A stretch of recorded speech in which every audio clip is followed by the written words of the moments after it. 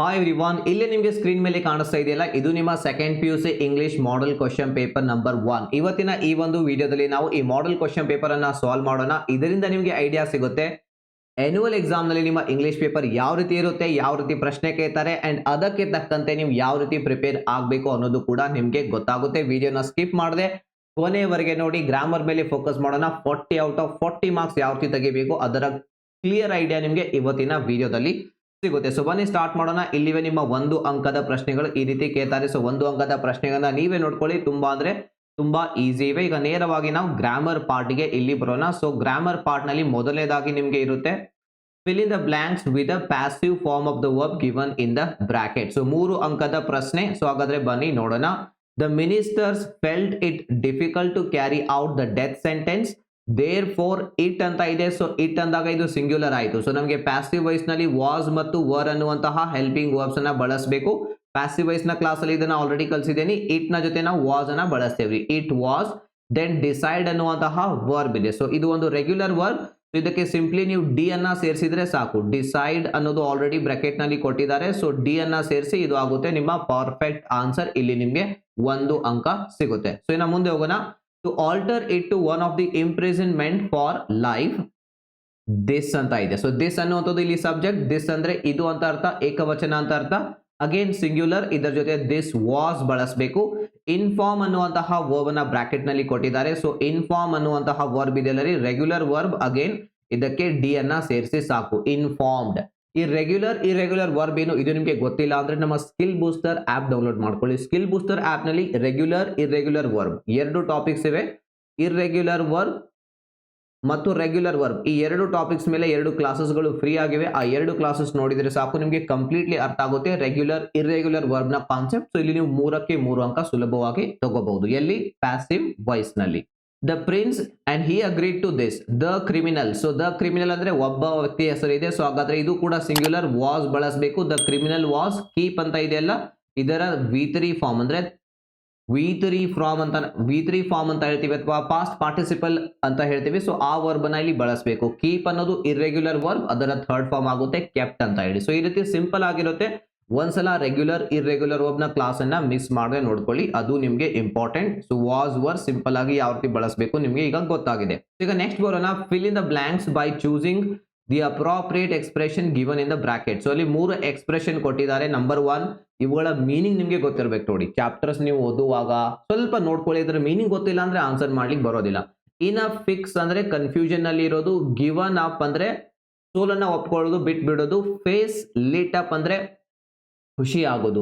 ಖುಷಿ ಆದಾಗ ಮುಖ ದೊಡ್ಡದಾಗಿದೆ ಅಂತ ಹೇಳ್ತಾರಲ್ಲ, ಫೇಸ್ ಲಿಟ್ ಅಪ್ ಆಗೋದು. ಸೊ ಆ ಮೀನಿಂಗ್ ಇದು ನಮಗೆ ಕೊಡುತ್ತೆ. ಸೊ ಬನ್ನಿ, ಈಗ ನಾವು ಎಕ್ಸ್ಪ್ರೆಷನ್ಸ್ ನ ಮೀನಿಂಗ್ ನಮಗೆ ಗೊತ್ತಾಯ್ತು. ಸೊ ಈಗ ನಾವು ಪ್ಯಾರಾಗ್ರಾಫ್ ಅನ್ನ ಅರ್ಥ ಮಾಡ್ಕೋಬೇಕು. ರೂಪ್ಸ್ when he was offered money to vote for Maduka, but on the day of election he was blank ಇದೆ and decided to vote both Marcus and Maduka. So ಹಾಗಾದ್ರೆ ಇಲ್ಲಿ ನೋಡಿ, ರೂಫನಿಗೆ ಹಣವನ್ನ ಆಫರ್ ಮಾಡಲಾಯಿತು ಒಂದು ಪೊಲಿಟಿಕಲ್ ಪಾರ್ಟಿಯಿಂದ. ಸೊ ಹಣ ಕೊಟ್ಟಾಗ ಮನುಷ್ಯನ ಮುಖ ಏನಾಗುತ್ತೆ, ತುಂಬಾ ಖುಷಿ ಆಗುತ್ತೆ, ದೊಡ್ಡದಾಗುತ್ತೆ. ಸೊ ಫೇಸ್ ಲಿಟ್ ಅಪ್ ಅನ್ನೋದು ಇಲ್ಲಿ ಸರಿಯಾಗಿ ಫಿಟ್ ಆಗುತ್ತೆ. ನೋಡಿ, ಫೇಸ್ ಲಿಟ್ ಅಪ್ ಆಯ್ತು. ಯಾರ್ದು? ರೂಫನ ಫೇಸ್ ಲಿಟ್ ಅಪ್ ಆಯ್ತು. When he was offered money to vote for Maduka, but election ದಿನ ಅವನು ಕನ್ಫ್ಯೂಷನ್ ನಲ್ಲಿ ಇದ್ದ. ಹೌದಲ್ಲ? ಹಿ ವಾಸ್ ಕನ್ಫ್ಯೂಷನ್ ಗೆ ಇನ್ ಅ ಫಿಕ್ಸ್ ಅಂತ ನಾವು ಬಳಸ್ತೀವಿ ಒಂದು ಎಕ್ಸ್ಪ್ರೆಷನ್ ಅನ್ನ. He was in a fix and decided to vote both Marcus and Maduka. Simple. ಈ ರೀತಿಯಾಗಿ ನೀವು ಇದನ್ನ ಆನ್ಸರ್ ಮಾಡಬೇಕು. ಇನ್ನು ನೆಕ್ಸ್ಟ್ ಬರೋಣ. ಪ್ರೋನೌನ್ಸ್. ಪ್ರೋನೌನ್ ನ ಮೇಲೆ 5 ಅಂಕದ ಒಂದು ಪ್ರಶ್ನೆಯನ್ನ ನಿಮಗೆ ಕೇಳ್ತಾರೆ. ಸಿಂಪಲ್ ಆಗಿರುತ್ತೆ, ಇದು ತುಂಬಾ ಸಿಂಪಲ್ ಆಗಿರುತ್ತೆ. ನಾನು ಹೇಳುವಂತಹ ಟೆಕ್ನಿಕ್ಸ್ ಗಳನ್ನ ಫಾಲೋ ಮಾಡಿ ಸಾಕು. Read the following paragraph and match the pronouns in side A with a noun or noun phrases in side B they refer to. So A column ನಲ್ಲಿ ಕೊಟ್ಟಿರೋದನ್ನ ಯಾವ್ದಾವ್ದಕ್ಕೆ ರೆಫರ್ ಮಾಡ್ತಾ ಇದೆ ಅದನ್ನ ಮ್ಯಾಚ್ ಮಾಡಿ ಅಂತ ಕೇಳ್ತಾ ಇದ್ದಾರೆ. ಸೊ ಬನ್ನಿ, ಈಗ ಪ್ಯಾರಾಗ್ರಾಫ್ ಅನ್ನ ನಾವು ಅರ್ಥ ಮಾಡಿಕೊಳ್ಳೋಣ. Mother Teresa was born on 26 August 1910 in Skopje. ಸ್ಕೋಪ್ಜೆಯಲ್ಲಿ ಅವರು ಹುಟ್ಟಿದ್ರು. Which was in Macedonia. So ನೋಡಿ, ವಿಚ್ ಬಂದಾಗ ಇದನ್ನ ನೆನ್ಪಿಟ್ಕೊಂಡ್ಬಿಡಿ. ಒಂದು ನಿಮ್ಗೆ ಟೆಕ್ನಿಕ್ ಹೇಳ್ತಾ ಇದ್ದೀನಿ. ವಿಚ್ ಬಂದಾಗ, ವೇರ್ ಬಂದಾಗ ಅಂಡ್ ವಾಟ್ ಬಂದಾಗ ಈ 3ರ ಹಿಂದೆನೆ ಉತ್ತರ ಇರುತ್ತೆ 99% ಚಾನ್ಸಸ್ ನಲ್ಲಿ. ಕೆಲವು ಬಾರಿ ಆಗ್ಬೋದು, ಬಟ್ 99% ಅದರ ಹಿಂದೆನೆ ಉತ್ತರ ಇರುತ್ತೆ. ಈಗ ವಿಚ್ ಯಾವ್ದನ್ನ ತೋರಿಸ್ತಾ ಇದೆ, ರೆಫರ್ ಮಾಡ್ತಾ ಇದೆ ಸ್ಕೋಪ್ಜೆಯನ್ನ. ಸೊ ಹಾಗಾದ್ರೆ ನಾವು ವಿಚ್ ಅನ್ನ ಇಲ್ಲಿ ಯಾವ್ದಕ್ಕೆ ಸೇರಿಸೋಣ, ಸ್ಕೋಪ್ಜೆ ಅಂತ ಇದೆ ಇದಕ್ಕೆ ಸೇರಿಸೋಣ. Which was in Macedonia now her. So her ಅಂದ್ರೆ ಅವಳ, ಯಾರ ಬಗ್ಗೆ ಮಾತಾಡ್ತಾ ಇದೀವಿ ಪ್ಯಾರಾಗ್ರಾಫ್ ನಲ್ಲಿ? ಮದರ್ ತೆರೇಸಾ ಅನ್ನುವಂತ ಕೇವಲ ಒಬ್ಬ ವ್ಯಕ್ತಿಯ ಬಗ್ಗೆ ಇಲ್ಲಿ ಮಾತನಾಡ್ತಾ ಇದೀವಿ. ಸೊ ಮದರ್ ತೆರೇಸಾ ಆಗುತ್ತೆ, ಹರ್ ಅಂದ್ರೆ ಅವಳು, ಸೊ ಮದರ್ ತೆರೇಸಾ. ಸೊ ಇಲ್ಲಿ ನೋಡಿ ನಿಮ್ಗೆ ಕನ್ಫ್ಯೂಸ್ ಮಾಡ್ಲಿಕ್ಕೆ ಪ್ಯಾರಾಗ್ರಾಫ್ ನಲ್ಲಿ ಏನ್ ಕೊಟ್ಟಿದ್ದಾರೆ, ಒಂದ್ ಕಡೆ ಮದರ್ ತೆರೇಸಾ ಕೊಟ್ಟಿದ್ದಾರೆ, ಇನ್ನೊಂದ್ ಕಡೆ ಮದರ್ ತೆರೇಸಾಸ್ ಅಂತ ಕೊಟ್ಟಿದ್ದಾರೆ. ಸೊ ಮದರ್ ತೆರೇಸಾಸ್ ಅಂದ್ರೆ ಮದರ್ ತೆರೇಸಾಳ. ಸೊ ಇಲ್ಲಿ ಹರ್ ಅಂದ್ರೆ ಅವಳ ಅಂತ ಅರ್ಥ. ಸೊ ಇಲ್ಲಿ ಮದರ್ ತೆರೇಸಾಳ. ಸೊ ಹಾಗಾಗಿ ಹರ್ ಅಂದ್ರೆ ನಾವು ಇದಕ್ಕೇನೆ ಸೇರಿಸಬೇಕು, ಇದಕ್ಕೆ ಸೇರಿಸಿದ್ರೆ ತಪ್ಪಾಗುತ್ತೆ, ಒಂದು ಅಂಕ ನಾವು ಕಳ್ಕೊಳ್ತೇವೆ. ನೆಕ್ಸ್ಟ್ ನೋಡಿ, ಹರ್ ಫಾದರ್ ವಾಸ್ ನಿಕೋಲೋ ಬೊಜಾಸಿಯಾ. ಹೆಸರೇನಿದೆ ಓದ್ಲಿಕ್ಕೆ ಬರ್ಲಿಲ್ಲ ಅಂದ್ರೆ ತಲೆ ಕೆಡಿಸ್ಕೋಬೇಡಿ, ಹೆಸರೇನು ಇಂಪಾರ್ಟೆಂಟ್ ಇರೋದಿಲ್ಲ ಅಲ್ಲಿ. ಹೂ ಅಂತ ನೆಕ್ಸ್ಟ್ ಇದೆ, ಹೂ ಯಾರನ್ನ ರೆಫರ್ ಮಾಡುತ್ತೆ? ಈ ನಿಕೋಲಾನ ರೆಫರ್ ಮಾಡುತ್ತೆ. ಸೊ ಈಗ ಹೂ ಅಂದ್ರೆ ಎಲ್ಲಿದೆ ನೋಡಿ, ನಿಕೋಲಾ, ಎಸ್ ಇಲ್ಲಿದೆ. ಹೂ ಅನ್ನೋದು ನಿಕೋಲಾನ ರೆಫರ್ ಮಾಡ್ತಾ ಇದೆ. Who was a simple business man, she was a beautiful and hard working girl. ಅವಳು ಒಂದು ಬ್ಯೂಟಿಫುಲ್ ಆಗಿರುವಂತಹ ಹಾರ್ಡ್ ವರ್ಕಿಂಗ್ ಗರ್ಲ್ ಆಗಿದ್ಲು. ಅವಳು ಅಂದ್ರೆ ಯಾರು? ಇಲ್ಲಿ ಯಾರ ಬಗ್ಗೆ ಮಾತಾಡ್ತಾ ಇದೀವಿ? ಮದರ್ ತೆರೇಸಾ ಬಗ್ಗೆ ಮಾತಾಡ್ತಾ ಇದೀವಿ. ಸೊ ಶಿ ಅಂದ್ರೆ ಇಲ್ಲಿ ಬರುತ್ತೆ ಮದರ್ ತೆರೇಸಾ. ಕನ್ಫ್ಯೂಸ್ ಮಾಡ್ಲಿಕ್ಕೆ ಎರಡು ರೀತಿ ಕೊಟ್ಟಿದ್ದಾರೆ, ನೆನ್ಪಿಟ್ಕೊಳ್ಳಿ. ನಿಮ್ಗೆ ಇಲ್ಲಿ ಸ್ವಲ್ಪ ಗೊತ್ತಿರಬೇಕು, ಶಿ ಅಂದ್ರೆ ಏನು, ಹರ್ ಅಂದ್ರೆ ಏನು, ಹರ್ಸ್ ಅಂದ್ರೆ ಏನು. ಈ ಒಂದು ಪ್ರೊನೌನ್ಸ್ ಗಳ ಬಗ್ಗೆ ಸ್ವಲ್ಪ ಐಡಿಯಾ ಇದ್ರೆ ಇಲ್ಲಿ ನಿಮ್ಗೆ ಈಸಿಯಾಗಿ ಫುಲ್ ಮಾರ್ಕ್ಸ್ ಸಿಗುತ್ತೆ. She was a beautiful and a hard working girl who was fond of singing. ಹಾಡು ಹಾಡೋದಂದ್ರೆ ಅವರಿಗೆ ಬಹಳ ಇಷ್ಟ ಇತ್ತು. She went to Ireland where ಅನ್ನ ಅಂಡರ್ಲೈನ್ ಮಾಡಲಾಗಿದೆ. ಸೊ ವೇರ್ ನ ಹಿಂದೆನೆ ಆನ್ಸರ್ ಇರುತ್ತೆ. ವೇರ್ ಅಂದ್ರೆ ಇಲ್ಲಿ ಐರ್ಲ್ಯಾಂಡ್ ಅನ್ನ ತೋರಿಸ್ತಾ ಇದೆ. ಸೊ ಐರ್ಲ್ಯಾಂಡ್ ಗೆ ಇದನ್ನ ಮ್ಯಾಚ್ ಮಾಡಿದ್ರೆ ಸಾಕು, ನಮಗೆ ಇಲ್ಲಿ 5ಕ್ಕೆ 5 ಅಂಕ ಸಿಗುತ್ತೆ. ಈ ರೀತಿ ಸ್ವಲ್ಪ ಪ್ರೊನೌನ್ಸ್ ಗಳ ಬಗ್ಗೆ ಐಡಿಯಾ ಇರ್ಲಿ. ಅಂಡ್ ನಿಮ್ಗೆ ಪ್ರೊನೌನ್ಸ್ ಏನ್ ಗೊತ್ತಿಲ್ಲ, ವಾಕ್ಯ ಮಾಡ್ಲಿಕ್ಕೆ ಬರ್ತಾ ಇಲ್ಲ, ಗ್ರಾಮರ್ ಡಿಫಿಕಲ್ಟ್ ಅನಿಸ್ತಾ ಇದೆ ಅಂದ್ರೆ ನಾನು ನಿಮಗೆ ಸ್ಟ್ರಾಂಗ್ಲಿ ಏನು ರೆಕಮೆಂಡ್ ಮಾಡ್ತೇನೆ, ನೀವು ಫಾಸ್ಟ್ ಆಗಿ ಕಲಿಬೇಕು, ಒಂದು 20 ಡೇಸ್ ಒಳಗಡೆ ಇಂಗ್ಲಿಷ್ ನಲ್ಲಿ 90 ಅಬೌವ್ ಸ್ಕೋರ್ ಮಾಡೋ ಹಾಗೆ ರೆಡಿ ಆಗ್ಬೇಕಂದ್ರೆ ನೀವು ಜಾಯ್ನ್ ಆಗಿ ಇಂಗ್ಲಿಷ್ ಟಾಪರ್ಸ್ ಬ್ಯಾಚ್. ಇದ್ರ ಬಗ್ಗೆ ನೀವು ಆಲ್ರೆಡಿ ಕೇಳಿರ್ಬಹುದು, ನೋಡಿರ್ಬಹುದು. ತುಂಬಾ ಜನ ಸ್ಟೂಡೆಂಟ್ಸ್ ತುಂಬಾ ಈಸಿಯಾಗಿ ಇಂಗ್ಲಿಷ್ ಅನ್ನ ಕಲಿತು ತುಂಬಾ ಕಾನ್ಫಿಡೆನ್ಸ್ ಅನ್ನ, ಆತ್ಮವಿಶ್ವಾಸನ ಪಡೆದುಕೊಂಡಿದ್ದಾರೆ. ಇಂಗ್ಲಿಷ್ ಅಲ್ಲಿ 90 ಸ್ಕೋರ್ ಮಾಡ್ತೀವಿ ಅಂತ ಹೇಳಿ. ಸೊ ನೀವು ಕೂಡ ಟ್ರೈ ಮಾಡಬಹುದು. ಇದರ ಇನ್ಫಾರ್ಮೇಶನ್ ನಾನು ನಿಮಗೆ ಡಿಸ್ಕ್ರಿಪ್ಷನ್ ಅಲ್ಲಿ ಕೊಟ್ಟಿರ್ತೀನಿ, ಕಾಂಟ್ಯಾಕ್ಟ್ ನಂಬರ್ ಇದೆ, ಕಾಲ್ ಮಾಡಿ ನೀವು ಜಾಯ್ನ್ ಇದಕ್ಕೆ ಆಗಬಹುದು. ಈಗ ಇನ್ನ 3 ಅಂಕದ ಎಸ್, ಈ 2 ಅಂಕದ ಪ್ರಶ್ನೆಗಳು ಇವೆಲ್ಲ, ಇದಕ್ಕೆ ನೀವೇ ಉತ್ತರವನ್ನ ಬರಿಬೇಕು. ತುಂಬಾ ಸಿಂಪಲ್ ಆಗಿರುತ್ತೆ ಇದು, ಕತೆ ನಿಮ್ಗೆ ಗೊತ್ತೇ ಇರುತ್ತೆ. ಏನಪ್ಪಾ ಅಂದ್ರೆ ಇಂಗ್ಲಿಷ್ ಅಲ್ಲಿ ನಿಮಗೆ ವಾಕ್ಯ ಮಾಡೋದು ಬರಬೇಕು. ಸೊ ಅದು ಬರ್ತಾ ಇಲ್ಲ ಅಂದ್ರೆ ಅದನ್ನ ಕಲ್ಕೋಬೇಕು, ಅದಕ್ಕೆ ಬೇರೆ ಏನು ಆಪ್ಷನ್ಸ್ ಇಲ್ಲ. ಈಗ ಪ್ಯಾಸೇಜ್ ಬರೋಣ. ಪ್ಯಾಸೇಜ್ ನೋಡಿ, ಇದು ತುಂಬಾ ಸಿಂಪಲ್ ಆಗಿರುತ್ತೆ, ನೀವೇ ಇದನ್ನ ಸಾಲ್ವ್ ಮಾಡಬೇಕು. ಸೊ ಅದಕ್ಕೆ ನಾನು ನಿಮ್ಗೆ ಏನ್ ಹೇಳ್ತೀನಿ, ಇದರ ಮೇಲೆ ಆಲ್ರೆಡಿ ಒಂದು ವಿಡಿಯೋನ ಮಾಡಿದ್ದೀನಿ, ತುಂಬಾ ಸಾಲಿಡ್ ಆಗಿರುವಂತಹ ಬೆಸ್ಟ್ ವಿಡಿಯೋ ಅದು ಯೂಟ್ಯೂಬ್ ನಲ್ಲಿ ಇರುವಂತದ್ದು. ಅಲ್ಲಿ ಯಾವ ರೀತಿ ಟೆಕ್ನಿಕ್ಸ್ ಬಳಸಿ ಈ 9 ಮಾರ್ಕ್ಸ್ ನ ಪ್ರಶ್ನೆಯಲ್ಲಿ ಯಾವ ರೀತಿ 9 ಮಾರ್ಕ್ಸ್ ಪಡ್ಕೋಬೇಕು ಅದನ್ನ ತೋರಿಸಿದ್ದೀನಿ. ಅದರ ಲಿಂಕ್ ನಾನು ಕೆಳಗಡೆ ಅಟ್ಯಾಚ್ ಮಾಡಿರ್ತೇನೆ, ಲಿಂಕ್ ಮಾಡಿ ಕೊಟ್ಟಿರ್ತೇನೆ. ಸೊ ಅದನ್ನ ನೋಡ್ಕೊಳ್ಳಿ ಈ ಒಂದು ವಿಡಿಯೋದ ನಂತರ. ಇನ್ನು ಪೋಯಮ್ ಕೊಟ್ಟಿರ್ತಾರೆ, ಪೋಯಮ್ ಪ್ಯಾಸೇಜ್ ನಲ್ಲಿ ಪ್ಯಾರಾಗ್ರಾಫ್ ಸೆಲೆಕ್ಟ್ ಮಾಡ್ಕೊಳ್ಳಿ, ಅದು ಈಸಿ ಆಗಿರುತ್ತೆ ನಿಮಗೆ. ಈಗ ಪಾರ್ಟ್ ಡಿ, 4 ಅಂಕದ ಪ್ರಶ್ನೆಯಲ್ಲಿ ಇದೆ. Part D, rewrite as directed ಅಂತ ಇದೆ. Use proper article. So article ಅನ್ನು ನಾವಿಲ್ಲಿ ಬಳಸಬೇಕು. ಎ ಅಂಡ್ ದ ಅನ್ನುವಂತಹ ಆರ್ಟಿಕಲ್ ಇದೆಯಲ್ಲ, ಅದರಲ್ಲಿ ನಾವು ಸರಿಯಾದಂತಹ ಆರ್ಟಿಕಲ್ ಬಳಸಬೇಕು. Copernicus said that dash earth revolves around the sun. ಭೂಮಿ ಸೂರ್ಯನ ಸುತ್ತ ಸುತ್ತುತ್ತದೆ. ಇಲ್ಲಿ ಆರ್ಟಿಕಲ್ಸ್ ಅಂತ ಬಂದಾಗ ಒಂದು ರೂಲ್ ಇದೆ ರೀ. ಸೊ ದ ಅನ್ನುವಂತಹ ಆರ್ಟಿಕಲ್ ಎಲ್ಲೆಲ್ಲಿ ನಾವು ಬಳಸಬೇಕು ಅಂದ್ರೆ, ಜಗತ್ನಲ್ಲಿರುವಂತಹ ಒಂದೇ ಒಂದು ವಸ್ತುಗಳ ಬಗ್ಗೆ ಮಾತಾಡ್ತಾ ಇರುವಾಗ ದ ಬಳಸಲೇಬೇಕು. ಫಾರ್ ಎಕ್ಸಾಂಪಲ್, ಭೂಮಿ ದೋಳಿ ಒಂದೇ ಇದೆ, ಸೂರ್ಯ ಒಂದೇ ಇದೆ, ಚಂದ್ರ ಒಂದೇ ಇದೆ, ತಾಜ್ ಮಹಲ್ ಒಂದೇ ಇದೆ. ಇಂತಹ ವಸ್ತು ವ್ಯಕ್ತಿಗಳ ಬಗ್ಗೆ ಮಾತಾಡ್ತಾ ಇರುವಾಗ ನಾವಲ್ಲಿ ದ ಬಳಸಲೇಬೇಕಾಗುತ್ತೆ. ಸೊ ಈಗ ಎ ಅಂಡ್ ದ ಅಲ್ಲಿ ನಾವು ದ ಬಳಸಬೇಕ್ರಿ. The earth revolves around the sun.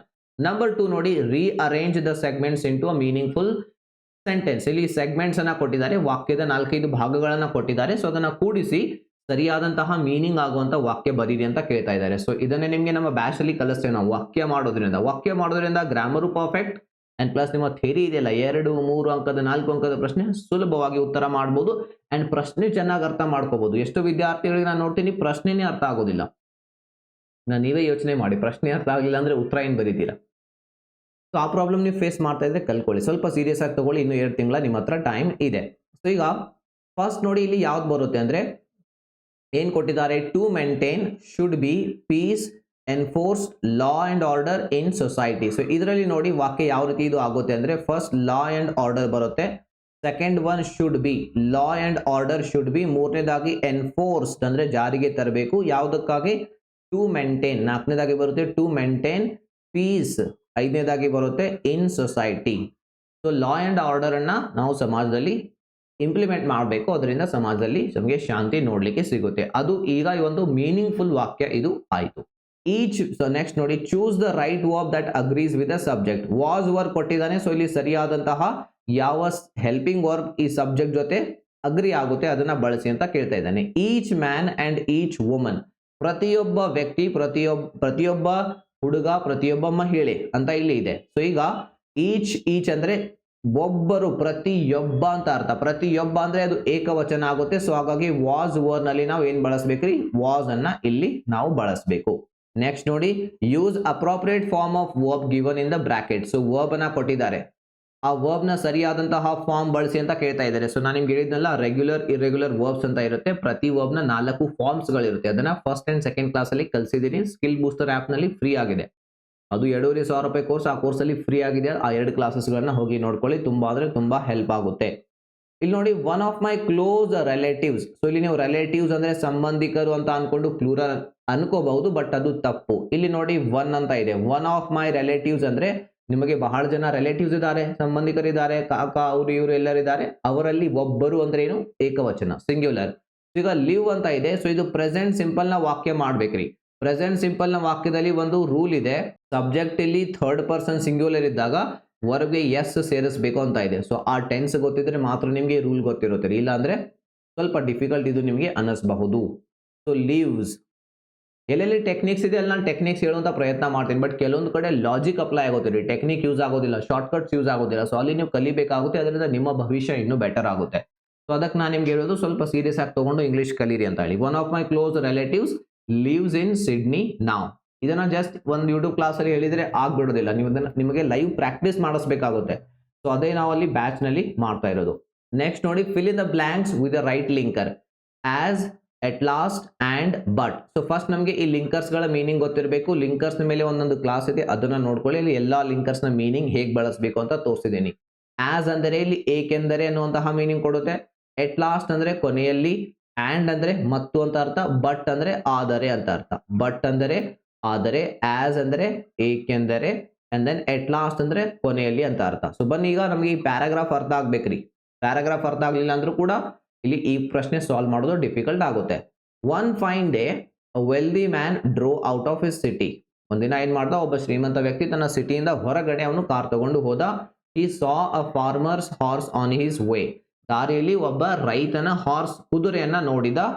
Blank ಇದೆ, he was attracted to it. ಅದನ್ನ ನೋಡಿ ಅವನಿಗೆ ಅಟ್ರಾಕ್ಟ್ ಆಯ್ತು ಅದರ ಕಡೆ.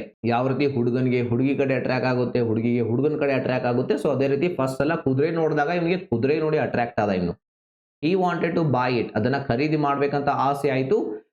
ಬ್ಲಾಂಕ್ ಇದೆ, ಇಟ್ ವಾಸ್ ಲುಕಿಂಗ್ ಗ್ರೇಟ್. ತುಂಬಾ ಚೆನ್ನಾಗಿ ಕಾಣಿಸ್ತಾ ಇತ್ತು. ಯಾಕೆ ಖರೀದಿ ಮಾಡ್ಬೇಕಂದ, ಯಾಕಂದ್ರೆ ಅದು ತುಂಬಾ ಚೆನ್ನಾಗಿ ಕಾಣಿಸ್ತಾ ಇತ್ತು. ಈಗ ಯಾಕೆಂದ್ರೆ ಇಲ್ಲಿ ಇದೆಯಲ್ಲ, ಆಸ್ ನಾವು ಹಾಕ್ಬೋದಲ್ಲ ಇಲ್ಲಿ, as it was looking great. Then blank ಇದೆ, the farmer was not willing to sell his horse. ಆದರೆ ರೈತ ಮಾರಾಟ ಮಾಡ್ಲಿಕ್ಕೆ ರೆಡಿ ಇರಲಿಲ್ಲ. ಈಗ ನಾವಿಲ್ಲಿ ಆದರೆ ಅಂತ ಹೇಳಬೇಕು. ಒಂದು ಕಡೆ ಶ್ರೀಮಂತ ವ್ಯಕ್ತಿ ಖರೀದಿ ಮಾಡ್ಲಿಕ್ಕೆ ರೆಡಿ ಇದ್ದಾನೆ. ಆಸ್ ಅಂದ್ರೆ ಏಕೆಂದರೆ ತುಂಬಾ ಚೆನ್ನಾಗಿ ಕಾಣಿಸ್ತಾ ಇತ್ತದು. ಆದರೆ ಈಗ ರೈತ ಮಾರಾಟ ಮಾಡ್ಲಿಕ್ಕೆ ರೆಡಿ ಇಲ್ಲ. ಸೊ ಆದರೆಗೆ ನಾವಿಲ್ಲಿ ಏನ್ ಬಳಸಬಹುದ್ರಿ, ಬಟ್ ಅನ್ನ ಬಳಸಬಹುದು. However the rich man pleaded with him and was ready to pay more. ಆ ಶ್ರೀಮಂತ ವ್ಯಕ್ತಿ ಆ ರೈತನಿಗೆ ತುಂಬಾ ರಿಕ್ವೆಸ್ಟ್ ಮಾಡ್ಕೊಂಡ, ಹೆಚ್ಚು ಹಣ ಕೊಡ್ತೇನೆ ಅಂತ ಹೇಳಿದ. So farmer was convinced. ಕೊನೆಯಲ್ಲಿ ಏನಾದ ಅವನು, ಮೊದಲಿಲ್ಲ ಅಂತ ಕೊನೆಯಲ್ಲಿ ಫಾರ್ಮರ್ ಕನ್ವಿನ್ಸ್ ಆದ. ಕೊನೆಯಲ್ಲಿ ಅನ್ಲಿಕ್ಕೆ ನಾವು ಎಟ್ ಲಾಸ್ಟ್ ಅನ್ನ ಇಲ್ಲಿ ಬಳಸಬಹುದಲ್ಲ. ಎಟ್ ಲಾಸ್ಟ್, ಒನ್ ಸೆಕೆಂಡ್ ರೀ, at last the farmer was convinced and he agreed to sell his horse. ಇಲ್ಲಿ ಏನ್ ಬಳಸ್ತೀರಾ, and ಬಳಸ್ತೀರಾ. ಸಿಂಪಲ್. ಒಂದು ಕುದುರೆ ನೋಡ್ದ, he saw a farmer's horse on his way and he was attracted. ಕುದುರೆ ನೋಡ್ದ, ಕುದುರೆ ನೋಡಿ ಅವ್ನಿಗೆ ಅಟ್ರಾಕ್ಟ್ ಆಯ್ತು. ಅಲ್ಲಿ and ಅನ್ನ ಹಾಕಿದ್ರೆ ಸಾಕು, ನಮ್ಮ ಉತ್ತರ ಪರ್ಫೆಕ್ಟ್ ಆಗುತ್ತೆ. ಈ ರೀತಿ ನೀವು ಈ 4 ಅಂಕದ ಪ್ರಶ್ನೆಯನ್ನ ಸಾಲ್ವ್ ಮಾಡಬೇಕಾಗುತ್ತೆ. ಇಲ್ಲಿ ಪ್ಯಾರಾಗ್ರಾಫ್ ಅರ್ಥ ಮಾಡ್ಕೊಳ್ಳೋದು very important. Rewrite as directed, add a question tag ಅಂತ ಕೇಳ್ತಾ ಇದ್ದಾನೆ. ಫಸ್ಟ್ ನೀವು ನೋಡ್ಬೇಕು ಯಾವ ಟೆನ್ಸ್ ಅಲ್ಲಿ ವಾಕ್ಯ ಇದೆ ಅಂತ ಹೇಳಿ. ಪ್ರೆಸೆಂಟ್ ಪರ್ಫೆಕ್ಟ್ ನಲ್ಲಿ ಇದೆ. ಸೊ ಹಾಗಾದ್ರೆ ಇಲ್ಲಿ ಹ್ಯಾಸ್ ಅನ್ನುವಂತ ಹೆಲ್ಪಿಂಗ್ ವರ್ಬ್ ಇದೆ. ಹ್ಯಾಸ್ ಅನ್ನುವಂತ ಹೆಲ್ಪಿಂಗ್ ವರ್ಬ್ ಬಳಸಬೇಕು. ಕೆಲವು ಬಾರಿ ಹೆಲ್ಪಿಂಗ್ ವರ್ಬ್ ಇರೋದಿಲ್ಲ, ಅವಾಗಲೂ ಹೆಲ್ಪಿಂಗ್ ವರ್ಬ್ ಇಲ್ಲಿ ಬಳಸಲೇಬೇಕಾಗುತ್ತೆ. ಸೊ ಅದು ಯಾವಾಗ ನಿಮ್ಗೆ ಗೊತ್ತಾಗುತ್ತೆ ಅಂದ್ರೆ ಟೆನ್ಸಸ್ ನಿಮ್ಗೆ ಗೊತ್ತಿದ್ರೆ ಹೆಲ್ಪಿಂಗ್ ವರ್ಬ್ ಯಾವುದು ಅನ್ನೋದು ಗೊತ್ತಾಗುತ್ತೆ. ಸೊ ರಾಘು ಅಂತ ಇದೆ. ಸೊ ರಾಘು ಅಂತ ನಾವು ಹೆಸರು ಬಳಸೋ ಹಾಗಿಲ್ಲ, ಅದರ ಬದಲಾಗಿ ಹಿ ಅಂತ ಬಳಸಬೇಕು. ಇನ್ನು ಈ ವಾಕ್ಯ ಪಾಸಿಟಿವ್ ನಲ್ಲಿದೆ, ನಾವು ಇದನ್ನ ನೆಗೆಟಿವ್ ಮಾಡಬೇಕು. ಸೊ ನೆಗೆಟಿವ್ ಯಾವ ರೀತಿ ಅಂದ್ರೆ ಫಸ್ಟ್ ಹೆಲ್ಪಿಂಗ್ ವರ್ಬ್ ತಗೊಳ್ಳಿ. ಹ್ಯಾಸ್ ಅನ್ನುವಂತ ಹೆಲ್ಪಿಂಗ್ ವರ್ಬ್ ಇಲ್ಲಿ ತಗೊಳ್ಳೋಣ. ಹ್ಯಾಸ್ ಈಗ ಇದರ ನೆಗೆಟಿವ್ ವರ್ಡ್ ಈ ರೀತಿ ಹಾಕಬೇಕು, ಹ್ಯಾಸಂಟ್. ಯಾವ ರೀತಿ ಹಾಕ್ಬೇಕ್ರಿ? ಹ್ಯಾಸ್, ಅದರ ಮೇಲೆ ಒಂದು ಕಾಮಾ, ಅಪಾಸ್ಟ್ರಫಿ ಅಂತ ಹೇಳ್ತೀವಿ, ಹ್ಯಾಸಂಟ್. ರಾಘುನ ಬದಲಾಗಿ ಹಿ ಅಂತ ಬರಿಬೇಕು, ಕ್ವಶನ್ ಮಾರ್ಕ್. ಇಷ್ಟು ಮಾಡಿದ್ರೆ 1 ಅಂಕ. ಕ್ಲಿಯರ್? ಈಗ ನೆಕ್ಸ್ಟ್ ನೋಡಿ, frame a WH question to get the underline word as answer. ಇದರ ಅರ್ಥ ಒಂದು WH ಕ್ವಶನ್ ಮಾಡಿ ಆ ಪ್ರಶ್ನೆ ಕೇಳಿದಾಗ ಇಲ್ಲಿ ಅಂಡರ್ಲೈನ್ ಮಾಡಿರುವಂತಹ ವರ್ಡ್ ಇದೆಯಲ್ಲ, ಇದು ಉತ್ತರ ಆಗಿ ಬರಬೇಕು ಅಂತ ಕೇಳ್ತಾ ಇದ್ದಾರೆ. ಸೊ ಚಾರ್ಲ್ಸ್ ಡಾರ್ವಿನ್ ಏನ್ ಮಾಡಿದ್ರು? Develop the theory of evolution. Evolution ನ ಥಿಯರಿಯನ್ನ ಅವ್ರು ನಮಗೆ ಕೊಟ್ರು. ಈಗ ಯಾರು ಕೊಟ್ರು ಅಂತ ನಾವು ಪ್ರಶ್ನೆ ಕೇಳಬೇಕು. ಯಾರು ಕೊಟ್ರು ಅಂತ ಕೇಳಲಿಕ್ಕೆ ನಾವೇನ್ ಮಾಡ್ಬೇಕ್ರಿ? ಹೂ ಅನ್ನುವಂಥ ಯಾವ WH ವರ್ಡ್ ಬಳಸಬೇಕು? ಹೂ ಅನ್ನುವಂತಹ ವರ್ಡ್ ಬಳಸಬೇಕು. ಹೂ ಹಾಕಿ ಅದರ ನಂತರ ಈ ವಾಕ್ಯವನ್ನ ಆಸ್ ಇಟ್ ಈಸ್ ಇಲ್ಲಿ ಹಾಕಿ ಕೊನೆಯಲ್ಲಿ question mark. Who develop the theory of evolution. ಉತ್ತರ ಏನ್ ಬರುತ್ತೆ? Charles Darwin. ಈ ರೀತಿ WH ಕ್ವಶನ್ ಇಲ್ಲಿ ಮಾಡೋದು. ನೆಕ್ಸ್ಟ್ ನೋಡಿ, 2 ಅಂಕದ ಪ್ರಶ್ನೆ. Rectify the errors in the following sentences and rewrite them. Rectify ಅಂದ್ರೆ ಕೊಟ್ಟಿರುವಂತ ವಾಕ್ಯಗಳಲ್ಲಿ ತಪ್ಪಿದೆ ಅದನ್ನ ಸರಿಪಡಿಸಿ ಅಂತ ಕೇಳ್ತಾ ಇದ್ದಾನೆ. ಮೊದಲನೇ ವಾಕ್ಯ, many children is there in the play ground. So children ಅಂದ್ರೆ ಮಕ್ಕಳು ಅಂತ ಅರ್ಥ. ಸೊ ಮಕ್ಕಳು ಅಂದಾಗ ಏನಾಗುತ್ತೀರಿ? ಅದು ಪ್ಲೂರಲ್ ಆಗುತ್ತೆ. ಸೊ ಈಸ್ ಅಂಡ್ ಆರ್ ನಲ್ಲಿ ಅಲ್ಲಿ ಆರ್ ಅನ್ನ ಬಳಸಬೇಕು. ಸೊ ಈಸ್ ತೆಗೆದು ನಾವಲ್ಲಿ ಏನ್ ಹಾಕ್ಬೇಕು? ಆರ್ ಹಾಕ್ಬೇಕು. Many children are there in the play ground. ಮೊದಲನೇ ವಾಕ್ಯ. ಎರಡನೇದಾಗಿ, when you are living to France ಅಂತ ಇದೆ, ಒಂದು ಪ್ರಶ್ನೆ ಇದೆ. ಸೊ ನೀವು ಪ್ರಶ್ನೆ ಮಾಡೋದು ನಿಮಗೆ ಗೊತ್ತಿದ್ರೆ ಆರಾಮಾಗಿ ಇದ್ರಲ್ಲಿ ಏನ್ ತಪ್ಪಿದೆ ಅಂತ ಕಂಡುಹಿಡಿಬಹುದು. ನೀವು ನಮ್ಮ ಇಂಗ್ಲಿಷ್ ಟಾಪರ್ಸ್ ಬ್ಯಾಚ್ ಅಲ್ಲಿ ಕಲಿತಾ ಇದ್ರೆ ನಿಮಗೆ ಒಂದೇ ಒಂದು ಸೆಕೆಂಡ್ ಅಲ್ಲಿ ಗೊತ್ತಾಗುತ್ತೆ ಏನ್ ತಪ್ಪಿದೆ ಅಂತ ಹೇಳಿ. ಯಾಕಂದ್ರೆ ಇದನ್ನ ನಾವು ತುಂಬಾ ಚೆನ್ನಾಗಿ ನಿಮಗೆ ಪ್ರಾಕ್ಟೀಸ್ ಮಾಡಿಸಿದೀವಿ. So when you are living to France, ನಾವು ಪ್ರಶ್ನೆ ಮಾಡುವಾಗ ನಮಗೆ ಗೊತ್ತಿದೆ ಆರ್ ಏನಾಗುತ್ತೆ? ಮೊದಲಿಗೆ ಬರುತ್ತೆ, ಅಂದ್ರೆ ಹೆಲ್ಪಿಂಗ್ ವರ್ಬ್ ಮೊದಲಿಗೆ ಬರುತ್ತೆ. ಇಲ್ಲಿ ವೆನ್ ಯು ಆರ್ ಇದೆಯಲ್ಲ ಅದಾಗಬೇಕು. When are you, when are you, ಅದರ ನಂತರ living to France. When are you living to France. ಇಷ್ಟು ಮಾಡಿದ್ರೆ ಇಲ್ಲಿ ನಿಮಗೆ 2 ಅಂಕ ಸಿಗುತ್ತೆ. ಸೊ ನೆಕ್ಸ್ಟ್, ಇದಾದ್ರೂ ತುಂಬಾ ಸಿಂಪಲ್ ಕ್ವಶನ್. 2 ಅಂಕಕ್ಕೆ ಇರುತ್ತೆ. Read the following passage and make notes by filling the boxes given below. ಕೊಟ್ಟಿರುವಂತಹ ಬಾಕ್ಸ್ ಅನ್ನ ಫಿಲ್ ಮಾಡಿ ಏನ್ ಮಾಡೋದು? 2 ಅಂಕ ಪಡ್ಕೊಳ್ಳೋದು. ಇದು ಸಣ್ಣ ಹುಡುಗರ ಕೆಲಸ ಅಂತ ನಾನು ಯಾವಾಗಲೂ ಹೇಳ್ತೀನಿ, ಅಷ್ಟು ಈಸಿ ಆಗಿರುತ್ತೆ ಇದು. ನಿಮ್ಗೆ ಇಂಗ್ಲಿಷ್ ಡಿಫಿಕಲ್ಟ್ ಅನಿಸ್ತಾ ಇದೆ ಅಂದ್ರೆ ನೀವು ಇಂಗ್ಲಿಷ್ ಕಲ್ತಿಲ್ಲ, ಕಲ್ಕೊಳ್ಳಿ, ದಯವಿಟ್ಟು ಕಲ್ಕೊಳ್ಳಿ. ಚಿಕ್ಕ ಚಿಕ್ಕ ಹುಡುಗರಿಗೆ ಇಂಗ್ಲಿಷ್ ಬರ್ತಾ ಇದೆ, ಎಲ್ಲರೂ ಇಂಗ್ಲಿಷ್ ಮೀಡಿಯಂ ನಲ್ಲಿ ಕಲಿತಾ ಇದ್ದಾರೆ. ನೀವು 12ನೇ ತರಗತಿಯಲ್ಲಿ ಸೆಕೆಂಡ್ PUC ಅಲ್ಲಿ ಓದ್ತಾ ಇದ್ದೀರಾ, ಇಂಗ್ಲಿಷ್ ಬರೋದಿಲ್ಲ ಅಂದ್ರೆ ನಿಮಗೆ ಒಂದು ಫ್ಯೂಚರ್ ನಲ್ಲಿ ಕಾಂಪಿಟೇಷನ್ ಅಲ್ಲಿ ತುಂಬಾ ಹಿನ್ನಡೆ ಆಗುವಂತ ಸಾಧ್ಯತೆಗಳು ಇರುತ್ತೆ. ಇಂಗ್ಲಿಷ್ ಏನೋ ಒಂದು ರಾಕೆಟ್ ಸೈನ್ಸ್ ಅಲ್ಲ, 23 ದಿನ ಟೈಮ್ ಕೊಟ್ರೆ ಕಲ್ಕೋಬಹುದು. ಸೊ ಬನ್ನಿ ಈಗ ಅರ್ಥ ಮಾಡ್ಕೊಳ್ಳೋಣ. ಫಸ್ಟ್ ನೋಡಿ, ಇಲ್ಲಿ the backbone of a country ಅಂತ ಕೊಟ್ಟಿದ್ದಾನೆ. ಸೊ ಇದರ ನೆಕ್ಸ್ಟ್ ಏನ್ ವರ್ಡ್ ಇದೆ ಅದನ್ನ ನಾವಿಲ್ಲಿ ಹಾಕಬೇಕು. Farmers are the backbone of a country. ಇಲ್ಲಿ ನೋಡಿ, back bone of a country, ಒಂದು ದೇಶದ ಬೆನ್ನೆಲುಬು ಯಾರು? ಫಾರ್ಮರ್ಸ್. ಸೊ ಇಲ್ಲಿ ಮೊದಲನೇ ಉತ್ತರ ನಮಗೆ ಸಿಕ್ತು, ಫಾರ್ಮರ್ಸ್ ಅನ್ನೋದು ಇಲ್ಲಿ answer. Farmers are the backbone of a country as they provide food and other raw materials to the people. So ಇಲ್ಲಿ ಬನ್ನಿ, ದೇ ಪ್ರೊವೈಡ್ ಪೀಪಲ್ ಏನ್ ಪ್ರೊವೈಡ್ ಮಾಡ್ತಾರೆ? ಫುಡ್ ಅನ್ನ ಪ್ರೊವೈಡ್ ಮಾಡ್ತಾರೆ. ಮತ್ತೇನ್ ಪ್ರೊವೈಡ್ ಮಾಡ್ತಾರೆ? Raw material. So raw material already ಅವನೇ box ನಲ್ಲಿ ಕೊಟ್ಟಿದ್ದಾನೆ, ಮತ್ತೆ ಬರೆಯುವಂತ ಅವಶ್ಯಕತೆ ಇಲ್ಲ. ನೆಕ್ಸ್ಟ್ ನೋಡಿ, ಮೇಕ್ ಸಿಗ್ನಿಫಿಕೆಂಟ್ ಕಾಂಟ್ರಿಬ್ಯೂಷನ್ ಟು. ಇದ್ರ ಮುಂದೆ ಏನಿದೆ? ಹುಡುಕಿ. They make significant contribution to a country's economic progress. ಅದನ್ನ ಆಸ್ ಇಟ್ ಇಸ್ ಇಲ್ಲಿ ಬರಿಬೇಕು ನೋಡ್ರಿ, ಅ ಕಂಟ್ರೀಸ್ ಎಕನಾಮಿಕ್ ಪ್ರೋಗ್ರೆಸ್ ಅಂತ ಇಲ್ಲಿ ಬರಿಬೇಕು. ನೆಕ್ಸ್ಟ್, ದ ಚಾಲೆಂಜಸ್ ಫೇಸ್ಡ್ ಅಂತ ಇದೆ. However, the farmers face many challenges including unpredictable weather pattern, crop failure, debt. 3 problems ಇವೆ ನೋಡಿ, ಎಷ್ಟು ಬಾಕ್ಸ್ ಕೊಟ್ಟಿದ್ದಾನೆ. ಸೊ ಇಲ್ಲಿ 3 ಬಾಕ್ಸ್ ಅಲ್ಲಿ 2 ಅವನೇ ತುಂಬಿದ್ದಾನೆ. ನಂಬರ್ 1 ಅನ್ಪ್ರಿಡಿಕ್ಟೇಬಲ್ ವೆದರ್, ಅವನೇ ಇಲ್ಲಿ ಬಾಕ್ಸ್ ಅಲ್ಲಿ ಕೊಟ್ಟಿದ್ದಾನೆ.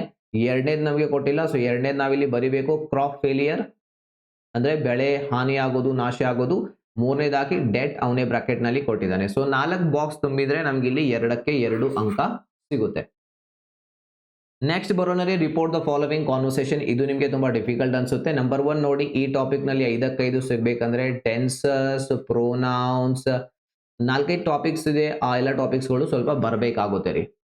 ಅಲಿಫ್ಯಾನೋ ಕೇಳ್ತಾನೆ, what is blindness to you ಅಂತ. ಯಾರಿಗೆ? ಬಾರ್ಜಸ್ಗೆ. ಸೊ ಈಗ ಇದನ್ನ ಯಾವ ರೀತಿ ಮಾಡ್ತೀರಾ? ಅಲಿಫ್ಯಾನೋ ಆಸ್ಕ್ಡ್ ಅನ್ನುವಂತಹ ವರ್ಬ್ ಬಳಸಿ ಯಾರಿಗೆ? ಬಾರ್ಜಸ್ಗೆ ಕೇಳ್ತಾನೆ.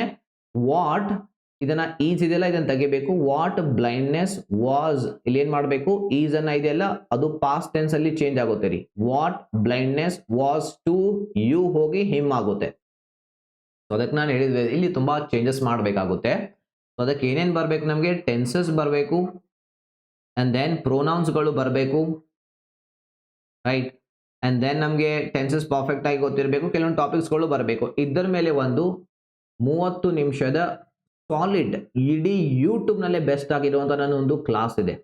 ರಿಪೋರ್ಟೆಡ್ ಸ್ಪೀಚ್ ಮೇಲೆ ಲಿಂಕ್ ನಾನು ಮತ್ತೆ ಕೆಳಗಡೆ ಕೊಟ್ಟಿದ್ದೀನಿ, ಆ ಒಂದು ಕ್ಲಾಸನ್ನು ನೋಡ್ಕೊಳ್ಳಿ. ತುಂಬ ಕ್ಲಾರಿಟಿ ನಿಮಗೆ ಸಿಗುತ್ತೆ. ನಮ್ಮ ಹತ್ರ ಕಲೀಲಿಕ್ಕೆ ಹಣ ಇಲ್ಲ ಅನ್ನೋರು ಅದನ್ನು ನೋಡ್ಕೊಳ್ಳಿ ಸಾಕು. ಇಲ್ಲ ನೀವು ಸ್ವಲ್ಪ ಹಣ ಕೊಟ್ಟು ನಮ್ಮ ಲೈವ್ ಕ್ಲಾಸಸ್ಗಳಲ್ಲಿ ಕಲೀಲಿಕ್ಕೆ ಇಷ್ಟ ಇದ್ದರೆ ಕಲಿಬಹುದು, ಅಫೋರ್ಡ್ ಮಾಡ್ಬೋದಂದ್ರೆ ಸುಮ್ಮ ಹಣ ಇನ್ವೆಸ್ಟ್ ಮಾಡಿ, ನಿಮ್ಮ ಮೇಲೆ ಒಳ್ಳೆ ಮಾರ್ಕ್ಸ್ ಕೂಡ ಬರುತ್ತೆ, ಫ್ಯೂಚರ್ ಕೂಡ ತುಂಬ ಚೆನ್ನಾಗಿರುತ್ತೆ. ನೆಕ್ಸ್ಟ್ ನೋಡಿ ಬಾರ್ಜಸ್.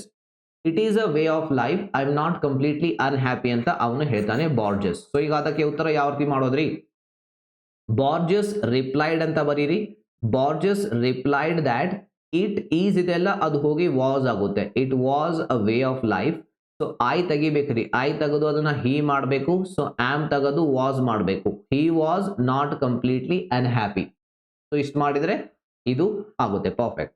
ನೆಕ್ಸ್ಟ್ ಅಲಿ ಫ್ಯಾನೋ ಕೇಳ್ತಾನೆ, have you ever thought of writing a book on the history of the book? ಈಗ ಇದಕ್ಕೆ ನೋಡಿ ಯಾವ ರೀತಿ ಉತ್ತರ ಮಾಡಬೇಕು. ಅಲಿ ಫ್ಯಾನೋ ಆಸ್ಕ್ಡ್. ಈಗ ನಾವಿಲ್ಲಿ ಇದೊಂದು ಎಸ್ ಆರ್ ನೋ ಕ್ವಶನ್ ಆಗಿರೋದ್ರಿಂದ ಇಫ್ ಬಳಸಬೇಕು ಅಥವಾ ವೆದರ್ ಅನ್ನುವಂಥ ವರ್ಡ್ ಕೂಡ ಬಳಸಬಹುದು. ಇಫ್ ಬಳಸೋಣ.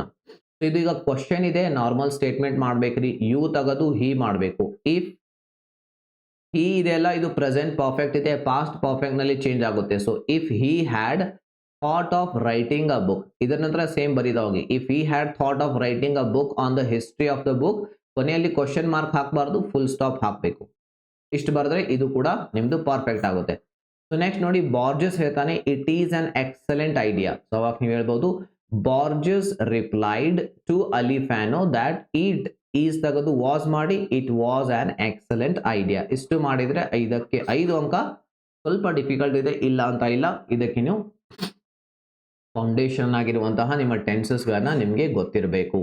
ಈಗ ನೆಕ್ಸ್ಟ್ ಬರೋಣ ರೀ, complete the following conversation at hospital ನಲ್ಲಿ ನಡೀತಾ ಇರುವಂತಹ ಒಂದು ಡೈಲಾಗ್. ಎಲ್ಲಿ ನಡೀತಾ ಇದೆ ಯಾವಾಗ್ಲೂ ನೋಡ್ಕೊಳ್ಳಿ. ಅಂದ್ರೆ ಬೇರೆ ಬೇರೆ ಪ್ಲೇಸ್ ಅಲ್ಲಿ ಇದ್ದಾಗ ನಾವು ಬೇರೆ ಬೇರೆ ರೀತಿಯಲ್ಲಿ ಮಾತಾಡ್ತೀವಿ. ಮನೇಲಿ ಇದ್ದಾಗ ಬೇರೆ ರೀತಿಯಲ್ಲಿ, ಇಂಟರ್ವ್ಯೂ ಕೊಡ್ಲಿಕ್ಕೆ ಹೋದಾಗ ಬೇರೆ ರೀತಿಯಲ್ಲಿ, ಕಾಲೇಜಲ್ಲಿ ಇದ್ದಾಗ ಬೇರೆ ರೀತಿಯಲ್ಲಿ, ಹಾಸ್ಪಿಟಲ್ ಇದ್ದಾಗ ಬೇರೆ ರೀತಿಯಲ್ಲಿ. ಒಂದು ಕಾಂಟ್ಯಾಕ್ಟ್ ಸಿಗುತ್ತೆ, ಏನು ಒಂದು ಕಾನ್ವರ್ಸೇಷನ್ ನಡೀತಾ ಇದೆ ಅಂತ ಅರ್ಥ ಡೈಲಾಗ್ ನಲ್ಲಿ. ಅಭಿಜಿತ್ ಮತ್ತು ರಿಸೆಪ್ಷನಿಸ್ಟ್. ರಿಸೆಪ್ಷನಿಸ್ಟ್ ಅಂದ್ರೆ ಯಾರು? ನೀವೆಲ್ಲೋ ಹಾಸ್ಪಿಟಲ್ ಹೋದಾಗ ಅಲ್ಲಿ ನೋಡಿರ್ಬೋದು, ಟೇಬಲ್ ಇಟ್ಕೊಂಡು ಕುಂತಿರ್ತಾರೆ, ನಿಮ್ಮ ಹೆಸರು ಬರ್ಕೋತಾರೆ, ರಿಸೀಟ್ ಚೀಟಿ ಅವೆಲ್ಲ ಕೊಡ್ತಾರೆ, ಅವರಿಗೆ ರಿಸೆಪ್ಷನಿಸ್ಟ್ ಅಂತ ಹೇಳ್ತೀವಿ.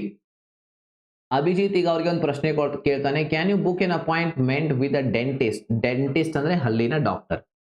ಹಲ್ಲಿನ ಡಾಕ್ಟರ್ ಜೊತೆ ಒಂದು ಅಪಾಯಿಂಟ್ಮೆಂಟ್ ಅನ್ನ ಬುಕ್ ಮಾಡ್ತೀರಾ ಅಂತ ಕೇಳ್ತಾನೆ. ಸೊ ಅದಕ್ಕೆ ಅಗ್ರಿ ಅಂದ್ರೆ ಅವರು ಹೂ ಅಂತಾರೆ, ರಿಸೆಪ್ಷನಿಸ್ಟ್. ಸೊ ಇದಕ್ಕೆ ನೀವು ಸಿಂಪ್ಲಿ ಹಾಕಿ ಎಸ್ ಅಂತ ಹೇಳಿ, ಇಲ್ಲಾಂದ್ರೆ ಎಸ್ ಅಫ್ ಕೋರ್ಸ್ ಅಂತ ಅವರು ಹೇಳ್ಬಹುದು. ಎಸ್ ಅಫ್ ಕೋರ್ಸ್, ಎಸ್ ಅಂತ ಬರೆದ್ರು ಕೂಡ ನಡೆಯುತ್ತೆ.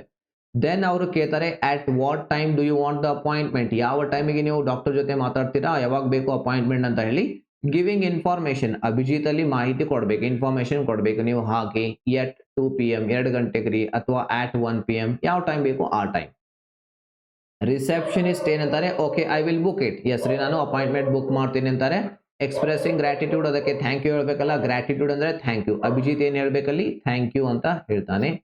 ಮುಗೀತು. ಇಷ್ಟು ಮಾಡಿದ್ರೆ ನಿಮ್ಗೆ ಇಲ್ಲಿ 3 ಅಂಕ ಸಿಗುತ್ತೆ. ತುಂಬಾ ಸರಳವಾಗಿರುವಂತದ್ದು, ಸರಿನಾ? ಈಗ ಲಾಸ್ಟ್ ಒನ್ ನಾವು ಬರೋಣ, letter writing. So letter writing ಮೇಲೆ ಕೂಡ ನಂದು ತುಂಬಾ ಚೆನ್ನಾಗಿರುವಂತಹ ಒಂದು ಕ್ಲಾಸ್ ಇದೆ. ಅದನ್ನ 30-40 ಸಾವಿರ ಜನ ಆಲ್ರೆಡಿ ನೋಡಿದ್ದಾರೆ. ಸೊ ನೀವು ಅದನ್ನ ನೋಡಿ 5ಕ್ಕೆ 5 ಮಾರ್ಕ್ಸ್ ಪಕ್ಕ ಆ ರೀತಿ ಅದರಲ್ಲಿ ಕಲಿಸಿದ್ದೀನಿ. ಸೊ ಇಲ್ಲಿ ನೋಡಿ, ಹಿಂದೂಸ್ತಾನ್ ಟೈಮ್ಸ್ ಕೊಟ್ಟಿದ್ದಾರೆ, ನ್ಯೂಸ್ ಪೇಪರ್ ವೆರಿ ಇಂಪಾರ್ಟೆಂಟ್. ಯಾವಾಗಲೂ ದ ಹಿಂದೂ ಬರೆಯೋ ಹಾಗಿಲ್ಲ.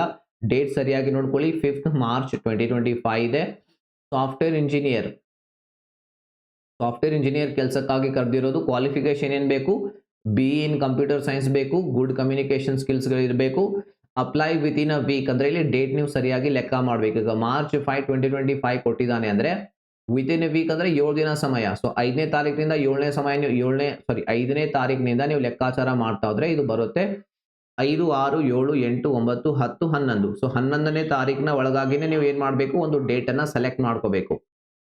5 ಬಿಟ್ಟು 6 ತಗೊಳ್ಳಿ, 7, 8 ಯಾವ್ದೋ ಒಂದು ಡೇಟ್ ತಗೊಳ್ಳಿ, but within a week ತಗೋಬೇಕು. 14-15 ಡೇಟ್ ಹಾಕಿದ್ರೆ ನಿಮ್ಮ ಲೆಟರ್ ತಪ್ಪಾಗುತ್ತೆ. ಟು ಅಡ್ರೆಸ್ ಇಲ್ಲಿದೆ, the HR manager, Accenture private limited, RMZ Ecospace, Sarjapur road, Bengaluru 560130. ಇಲ್ಲಿ ನೋಡಿ ವೆರಿ ಇಂಪಾರ್ಟೆಂಟ್, ಇದು ನಮ್ಮ ಫ್ರಾಮ್ ಅಡ್ರೆಸ್ ರೀ. ಫ್ರಾಮ್ ಅಡ್ರೆಸ್ ನಿಮಗೆ ಕನ್ಫ್ಯೂಸ್ ಮಾಡಲಿಕ್ಕೆ ಈ ವರ್ಷ ಏನು ಕೊಟ್ಟಿದ್ದಾನೆ, XXX 4 ಕೊಟ್ಟಿದ್ದಾನೆ, YYY 4 ಕೊಟ್ಟಿದ್ದಾನೆ. ಕಳೆದ ವರ್ಷ ಎನ್ಯುವಲ್ ಎಕ್ಸಾಮ್ ನಲ್ಲಿ ಇದೇ ರೀತಿ ಮಾಡಿದ್ದ. ನಿಮಗೆ ಕಾಲೇಜಲ್ಲಿ ಪ್ರಾಕ್ಟೀಸ್ ಮಾಡಿಸುವಾಗ XXX 3 ಬಳಸ್ತಾರೆ, YY 3 ಕೊಟ್ಟಿರ್ತಾರೆ, ಅವ್ರದ್ದೇನು ತಪ್ಪಿಲ್ಲ.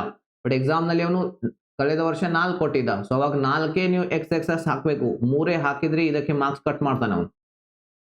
ಇದು ವೆರಿ ಇಂಪಾರ್ಟೆಂಟ್, ನೆನ್ಪಿಟ್ಕೊಳ್ಳಿ. ಇಲ್ಲಿ 4y 4x ಇದೆ, ಅದನ್ನ ನೋಡ್ಕೊಳ್ಳಿ.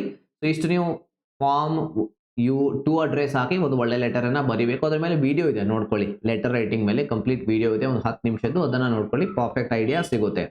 ಇನ್ನು ಅದನ್ನ ಬಿಟ್ಟು ಇನ್ನೊಂದು ಆಪ್ಷನ್ ಕೂಡ ನಿಮಗೆ ಇದೆ, ಎಕ್ಸ್ಟ್ರಾ ಆರ್ ಕ್ವಶನ್. ಇಲ್ಲಿ imagine you are the president of your college union. ಕಾಲೇಜಲ್ಲಿ ಯೂನಿಯನ್ ಇರುತ್ತೆ, ಪ್ರೆಸಿಡೆಂಟ್ ಇರ್ತೀರಾ ಕಾಲೇಜ್ದು. ಸೊ ಅನ್ಕೊಳ್ಳಿ ನೀವು ಪ್ರೆಸಿಡೆಂಟ್ ಅಂತ.